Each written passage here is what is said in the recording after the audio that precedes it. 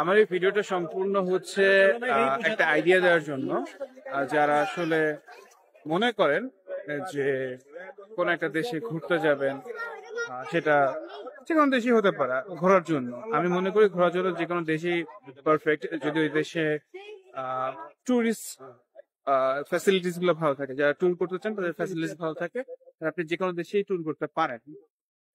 কিন্তু যদি আপনি মনে করেন শুধু ট্যুর না, সাথে সাথে আপনি কিছু ইন্টারনাল পিস খুঁজতে চান অ্যাজ এ মুসলিম, দেন আপনি অবশ্যই মদিনাতে আসেন। স্পেসিফিক মদিনা নামটা বলছি, অন্য কোনো নাম কিন্তু আমি মেনশন করছি না। যেমন মনে করেন যে আপনি রিয়াদে যান, আপনি মক্কা যান, আমি জাস্ট একটাই বলছি, আপনি মদিনাতে আসেন।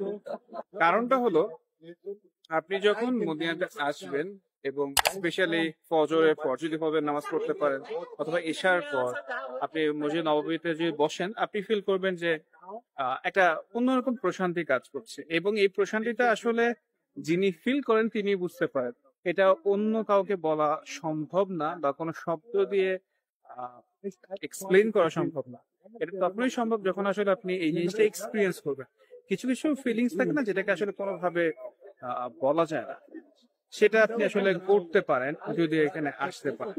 তবে আমার একটা পার্সোনাল রিকোয়েস্ট থাকবে সবার কাছে, যদি আপনি ভিডিওটা দেখেন এবং এই ভিডিও দেখে আপনি মদিনাতে আসেন, মদিনা আমাকে একটা টাকাও দিবে না, বরঞ্চ আমি মনে করি এজ এ মুসলিম, আপনি যদি আমার ভিডিও দেখে আসেন আমি কিছু সওয়াব পাবো, এবং এটা অনেক বড় একটা benefit. It's kind of YouTube? Yes. Assalamu alaikum. How are you? YouTube? Good. Okay, thank you. Awesome. So বিষয়টা হলো এরকম যে আপনি যদি আমার এই ভিডিও দেখে আসেন, এবং এটা আমি অনেক বেশি সওয়াব পাবো, যেটা আসলে কখনো টাকা দিয়ে মেজার করা যায় না। এই মার্কেটিং কোনোভাবে আসলে বলে বোঝানো সম্ভব না। ওয়েল, আমার যে রিকোয়েস্টটা থাকবে সেটা হলো যে মসজিদের ভেতরে ফটো না তোলা বেটার, মসজিদের ভেতরে ভিডিও না করা বেটার। কারণটা হলো, আমি লাস্ট ইয়ারও দেখেছি, এবছরও দেখছি, নামাজ থেকে বেশি আসলে আমরা খুব বেশি ব্যস্ত থাকি ভিডিও করাতে, ছবি তোলাতে। আমি এখন যে জায়গাটা আছি এটা কিন্তু মূলত মসজিদে অনেক বাইরে, এবং এটা 333 নাম্বার গেট, এবং যে গেটটা অনেক বড়। আমি গতবারে এই গেট দিয়ে অনেক যাওয়া আসা করেছিলাম, বাট এই বছর আসলে এই গেটটাতে আমি যাচ্ছি না। আমি একটু অন্য দিকটাতে আছি, 311 নম্বর গেটে। শুধুমাত্র অতীতে, মানে গত বছরে যে ভালো লাগাটা আছে ওটাকে মনে করার জন্য এই গেটে আসা, এবং ভালোই লাগছে এই জায়গাটাতে আসার পর, যে ভালো লাগা কাজ করে। সো আমি একটু পিছনে মসজিদ নববীতে দেখানোর চেষ্টা করি আপনাদেরকে। সো এইটা হচ্ছে মসজিদ নববী, এবং আমি নববী থেকে অনেক বাইরে আছি। আমি কখনোই মসজিদের ভিডিও করা, পিকচার তোলা বা ফোন খুব বেশি ব্যবহার করি না। তো আমার রিকোয়েস্ট থাকবে, আপনি যদি কখনো আমার ভিডিও দেখে অ্যাটলিস্ট মদিনাতে আসেন, এই জিনিসগুলো একটু ফলো করার চেষ্টা করবেন। মসজিদে কিছু আদব আছে, মসজিদে কিছু থাকে না যে ভদ্রতা, সেটা বজায় রাখার চেষ্টা করব।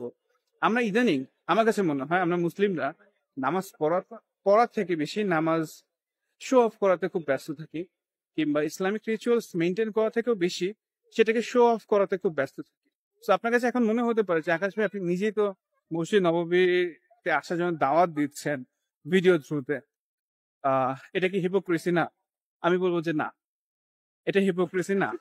কারণ আমার এক্সপিরিয়েন্স বা আমার নলেজ এটা বলে, সেটা হলো অনেক হুজুর ওয়াজ করেন এইরকম যে রাসূল অনেক কষ্ট করেছেন, আমরা অনেক কষ্ট করব নববীতে এসে, আমরা কেন তো সুখ খুঁজবো।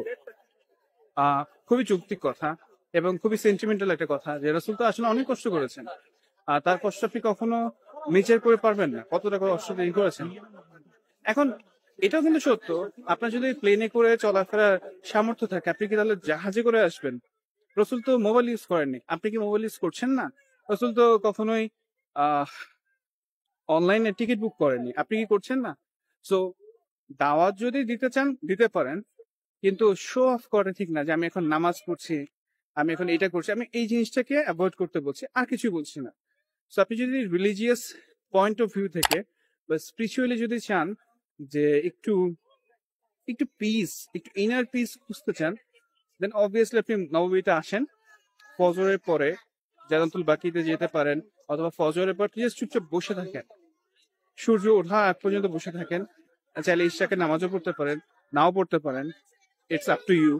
বাট আপনি বসে থাকেন কিছু না করে, কোনো মোবাইল ইউজ না করে, কোনো ফেসবুক ইউজ না করে, কোনো সোশ্যাল মিডিয়া ইউজ না করে, জাস্ট সিম্পলি বসে থাকেন, আপনার ভালো লাগবে। আপনার যদি রিলিজিয়াস বিলিফ থাকে, পকেটে সেই পরিমাণ টাকা থাকে যে আপনি আসতে পারবেন, কয়েকটা দিন থাকতে পারবেন এবং নিজের দেশে ফেরত যেতে পারবেন, দেন প্লিজ কাম মদিনা। আপনার ইনশাল্লাহ ভালো লাগবে। তো এই ভিডিওটা জাস্ট আপনাকে দাওয়াত দেওয়ার জন্য, মদিনাতে আসেন, পিস, শান্তি, প্রশান্তি ফিল করার চেষ্টা করেন। আল্লাহ হাফেজ।